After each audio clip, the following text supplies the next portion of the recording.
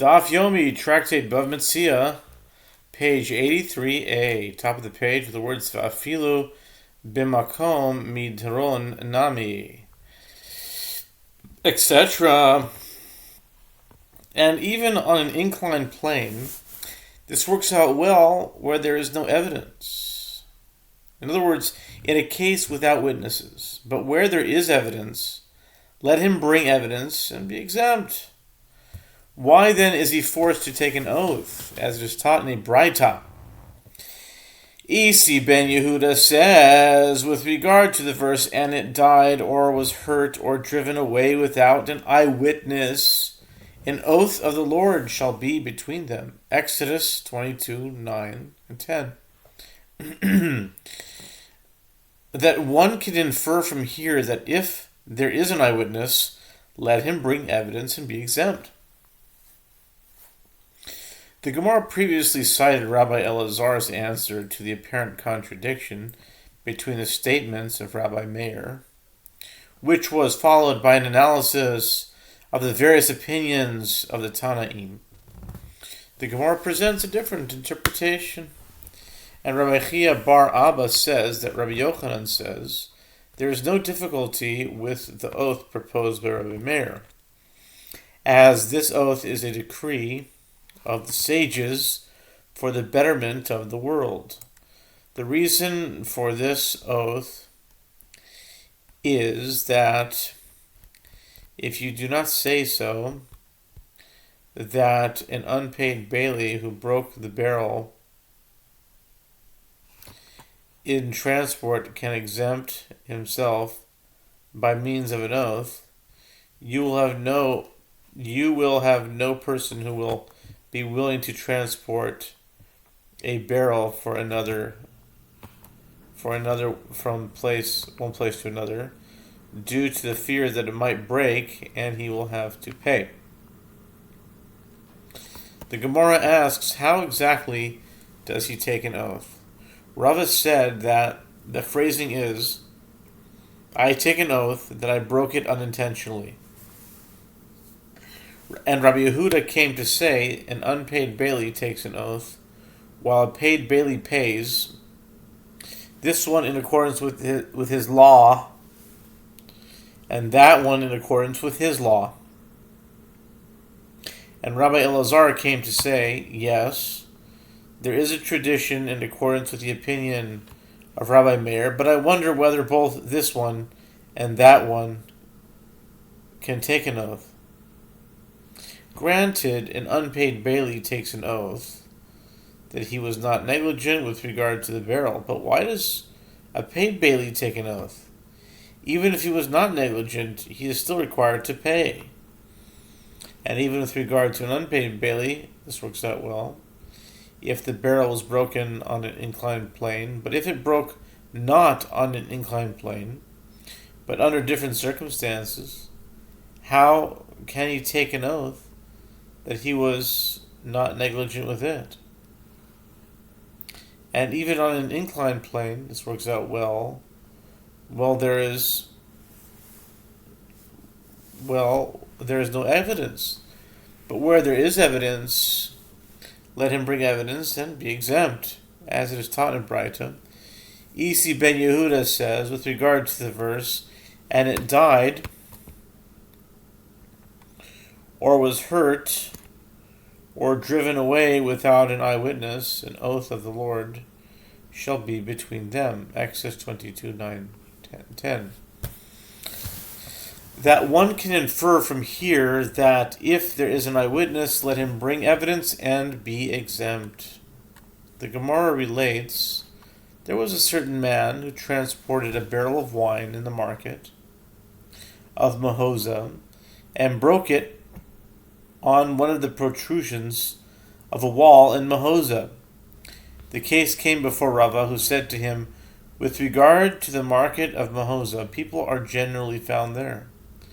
Go and bring evidence in your favor, and you will be exempt. Rav Yosef, Rava's son, said to him, in accordance with whose opinion did you issue this ruling? In accordance with the opinion of Isi ben Yehuda? Rava said to him, yes, I ruled in accordance with the ruling of Isi, and we hold in accordance with his opinion. The Gemara relates a similar incident. There was a certain man who said to another, "Go and buy for me 400 pitchers of wine." The second man went and bought them for him. Ultimately, he came before the first man and said to him, "I bought 400 pitchers of wine for you, but they fermented." The case came before Rava, who said to the second man, "If 400 pitchers of wine had fermented, this matter would generate publicly." In other words, people would have heard of this occurrence. Consequently, go and bring proof that initially, when you purchased the pitchers, the wine was good, and you will be exempt. Rav Yosef, Rava's son, said to him, In accordance with whose opinion did you issue this ruling? According to that of Isi ben Yehuda? Rava said to him, "Yes, I ruled in accordance with the ruling of Isi, and we hold in accordance with his opinion." The Gemara relates, Rochia bar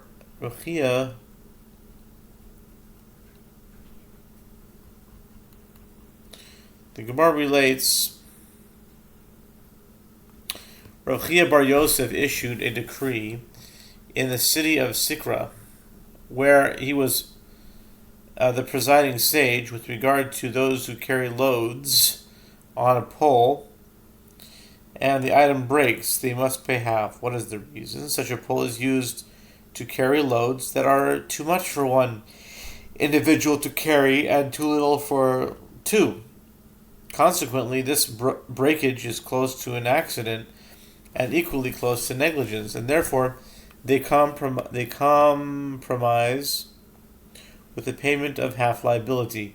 If he carried it with a digla, a wooden tool designed for double loads, he pays in full, as the use of such a tool indicates that he was carrying a load beyond the capacity of a single individual to bear, and therefore acted negligently. Rabba Bar Chanan. The Gemara relates an incident involving Rabba Bar Chanan. Certain porters broke his barrel of wine after he had hired them to transport the barrels.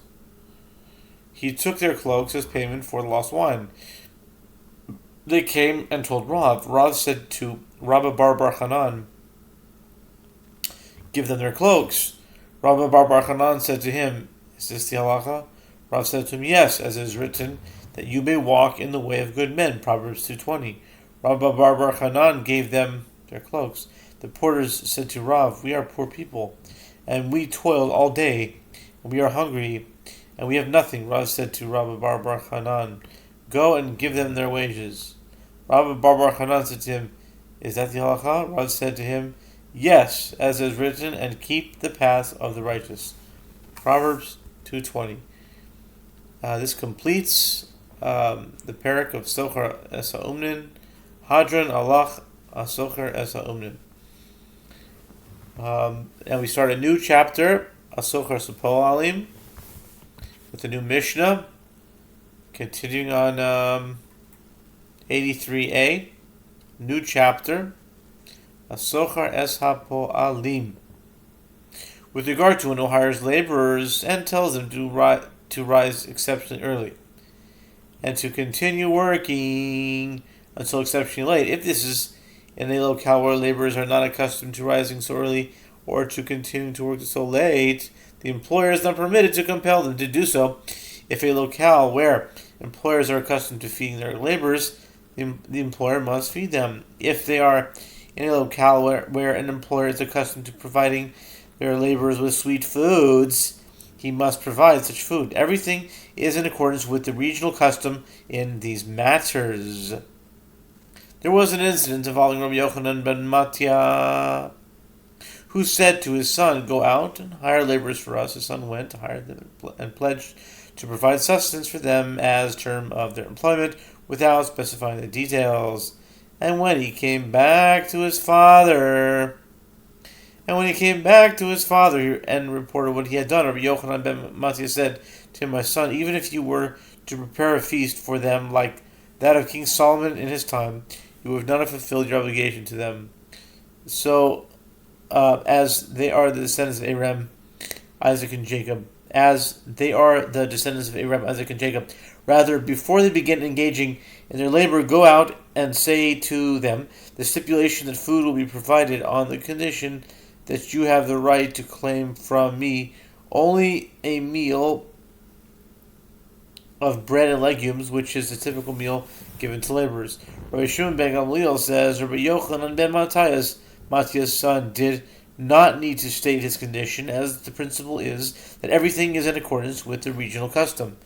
Gemara, the Talmud says, with regard to the Mishnah statement, that an employer may not compel his laborers to rise exceptionally early and continue working until exceptionally late.